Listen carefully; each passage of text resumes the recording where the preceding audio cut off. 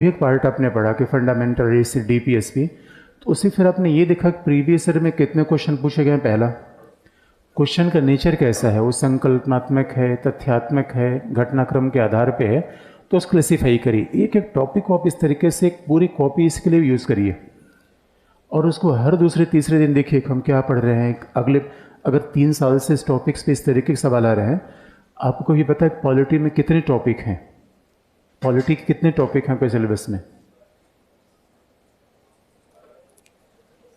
Polity कितने topic हैं? कोई बात नहीं, कल मुझे देख के बताइएगा। दूसरा, आप सूची से बता सकते हैं कि 1 2 3 4 5 में ये सूचियाँ कितनी लिखी गई हैं। अच्छा, दूसरा, अगर सारे टॉपिक है कि मान लीजिए हमने माना कि पॉलिटी में 8 टॉपिक हैं, तो 8 में सबसे ज़्यादा महत्व का विषय कौन सा है? 8 में सबसे महत्व का विषय कौन सा है? कौन सा महत्व का है? कौन सा? क्या फंडामेंटल राइट्स? किसने कहा? किसने कहा फंडामेंटल राइट्स में? अच्छी बात कही, मैं पूछना चाहता हूं किसने कहा? किसने कहा फंडामेंटल राइट्स इंपॉर्टेंट है? अच्छा, किसी ने नहीं कहा यार, मतलब इतना डरने की आवश्यकता नहीं है। एक बात याद रखिए, अच्छा, आपके शरीर के सभी अंग इंपॉर्टेंट है या कुछ ज़्यादा इंपॉर्टेंट है, कुछ कम इंपॉर्टेंट है? शरीर का सबसे महत्वपूर्ण भाग क्या है? क्या? दिल। दिल, मस्तिष्क, दिमाग अभी काम करेगा 2-4 साल बाद। अभी दिमाग काम किया होता, सिलेबस अब देख के आते। ये अवस्था में होता है, ये अवस्था में भावना प्रधान जीवन होता है। और याद रखिए, इसलिए किसी पर नियंत्रण करना है तो उसके दिल पर नियंत्रण करिए। तो सवाल ये है कि हमारा संविधान शरीर जैसा है, हमारा संविधान शरीर जैसा, अगर शरीर के हर अंगों का महत्व जैसा नहीं है तो संविधान में भी होगा। इसका मतलब संविधान के अनुसार हर अंग का इंपॉर्टेंस एक जैसा नहीं है, पहला। अच्छा, दूसरा, बायोलॉजी का कोई स्टूडेंट है इसमें जिसने बायोलॉजी पढ़ा हो? बायोलॉजी, तो बायोलॉजी में क्या पढ़ते हैं? पूरे शरीर का अध्ययन एक साथ कर लेते हैं, एक एक पार्ट का अध्ययन करके फिर जोड़ दिया जाए, पार्ट का अध्ययन करके। तो पहले हम पूरी संविधान की विशेषता देखें या एक एक विशेषता को देख के जोड़ दें?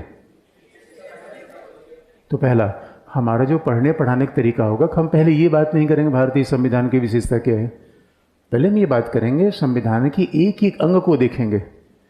अब फिर हमारा वही सवाल आ गया, आखिर में हमें ये पता होना चाहिए। अब देखिए, प्रोफेशनल स्टडी का मतलब क्या है? जैसे आपने जब ये कहा कि फंडामेंटल राइट्स संविधान का बड़ा महत्वपूर्ण भाग है, तो लोकतांत्रिक तरीके से, राजनीतिक तरीके से, सैद्धांतिक तरीके से बात सही है। और क्यों सही है इसका कारण आपको बता देंगे, लेकिन प्रोफेशनली सही हो सकता है ये बात अपने आप में डाउटफुल है। अब व्यवसायिक रूप में कैसे सही होगा? अच्छा, साफ तौर पे देखिए, be a manager, don't be scholar. ये स्कॉलर, अब तो इतनी बातें आप जान लेंगे। You are suppose to become a good manager. और गुड मैनेजर की अच्छी पहचान क्या होती है? उसके पास रिसोर्सेज लिमिटेड हैं और उसी रिसोर्सेज लिमिटेड को बहुत बेहतर तरीके से प्रयोग करता है। तो भाई हमारे पास आज से गिन लीजिए जो मई प्रीलिम्स तक का एग्ज़ाम है, उस सबके पास एक ही समय है, और उसको कितना शार्पली वो यूज़ करता है। तो आपको बता दें, अगर प्रीवियस ईयर के पेपर आप देखिए, तब हम ये समझ पाएंगे कि प्रोफेशनली किस टॉपिक का महत्व सबसे ज़्यादा है। और अब मेंस का पेपर उठा के देखिए तो फंडामेंटल राइट मेंस के टॉपिक में लिखा ही नहीं गया है। अभी से ही सिलेबस की बात आती है। प्रीलिम्स के सिलेबस में आप जाइए, प्रीलिम्स के सिलेबस में एक ही बात संविधान की स्पष्ट तौर पे लिखी गई है, जिसका नाम है पंचायती राज। प्रीलिम्स के सिलेबस की लैंग्वेज ऐसी है, इंडियन कॉन्स्टिट्यूशन, निश्चित तौर पर भारतीय संविधान में सब कुछ किया जाता है। Indian constitution, Indian polity, Indian political system, Indian governance, Panchayati Raj and right related issues, ऐसे 5 टॉपिक को प्रीलिम्स में पार्ट कर रखा गया है। मेंस के टॉपिक पर आइए, मेंस का टॉपिक शुरू होता है भारतीय संविधान का ऐतिहासिक विकास, जो आप हिस्ट्री में पढ़ते हैं, और उसके बाद भारतीय संविधान की विशेषता, जो बात ध्यान में रखने की है, फंडामेंटल राइट का चैप्टर आपके सिलेबस में लिखा ही नहीं गया है। अब क्वेश्चन पेपर पर आइए, इसलिए आप याद रखिए, हम एक एक टॉपिक को देखें, कौन सा टॉपिक ज़्यादा महत्वपूर्ण है पहला, उससे ये पता चले किस पे कितना दम लगाना है, किसको बार बार रिपीट करना है, किसको छोड़ देने से काम चल जाएगा, किसको एक नज़र कई लोगों को आप बार बार देखते हैं। लोगों का मतलब है चैप्टर्स को, और क्या किसको देखते हैं, और कुछ को एक ही बार।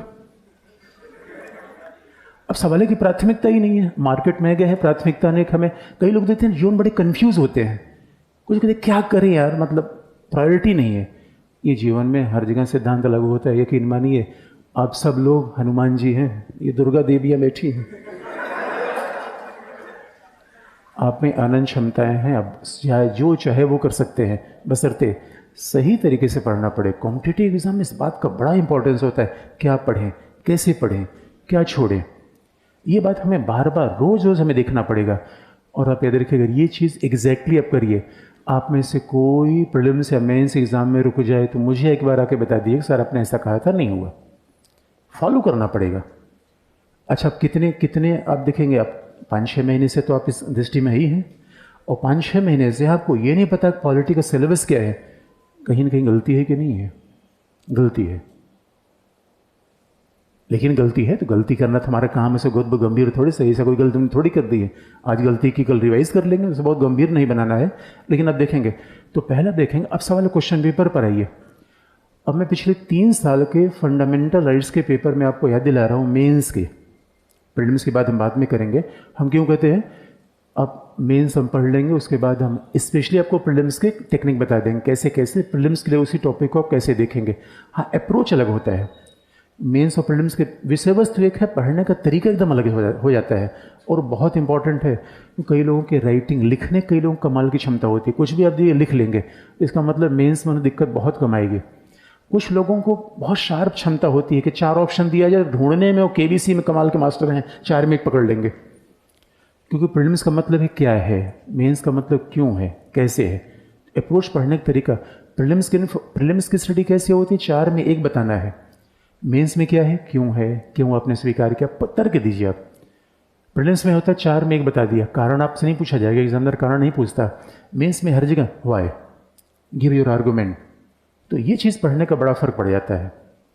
दूसरी बात, अब सवाल है कि पिछले 3 साल के फंडामेंटल राइट्स के मेंस में आए गए सवाल देखा जाए, जितनी बार भी फंडामेंटल राइट्स के चैप्टर से मेंस में सवाल आया है, पिछली बार जीवन का अधिकार का सवाल पूछा गया, इसलिए इस बार कोई सवाल नहीं है फंडामेंटल राइट्स से। इस बार का पेपर आपने देखा, इस बार कोई भी क्वेश्चन फंडामेंटल राइट्स से नहीं है। पिछले 2 साल क्वेश्चन अब देखें, पिछले 2 साल क्वेश्चन में फंडामेंटल राइट से क्या पूछा गया है, प्रीवियस की बात मैं कर रहा हूँ। इसमें पूछा गया कि उच्चतम न्यायालय ने पुट्टा साम्यवाद में जीवन के अधिकार का विस्तारित अर्थ कैसे परिभाषित किया, स्पष्ट करिए। इसका मतलब है ये बात क्यों पूछी गई, क्योंकि पुट्टा स्वामी केस में निजता के अधिकार की बात, राइट टू प्राइवेसी की बात डिबेट में खूब थी, और एग्जामिनर ने वही सवाल पूछा, नंबर 1 सवाल पहला। दूसरा, उसके पीछे फिर जाइए, फंडामेंटल राइट से अगला सवाल पूछा गया है, क्या फिल्मों पर सेंसर करने में, क्या फिल्में अभिव्यक्ति की स्वतंत्रता का तनिक और अलग रूप है, और उन्हें सेंसर करने में किस तरीके से अलग मानदंडों का प्रयोग होना चाहिए।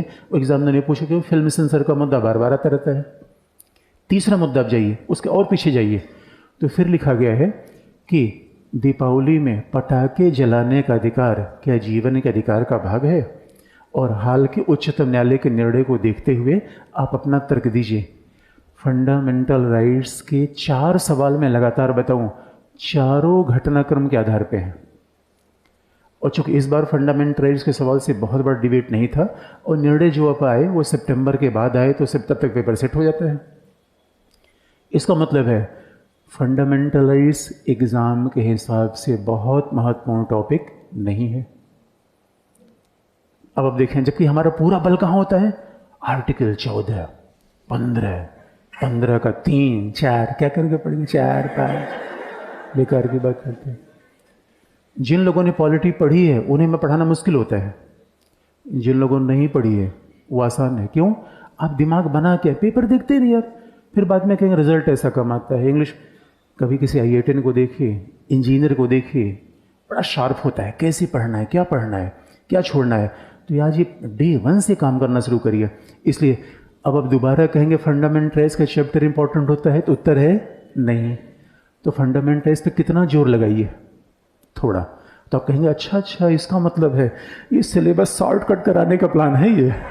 नहीं, हम फंडामेंटल्स का चैप्टर पढ़ेंगे, उसका परोक्ष प्रयोग ज़्यादा है, वो निश्चित तौर पर संविधान के दर्शन के हिसाब से इम्पॉर्टेंट है, फंडामेंटल राइट्स। लेकिन आपको फिर याद दिला दें, जिस तरीके से हम art clause, sub clause, article पढ़ते हैं, वो एग्ज़ाम में कभी भी नहीं पूछा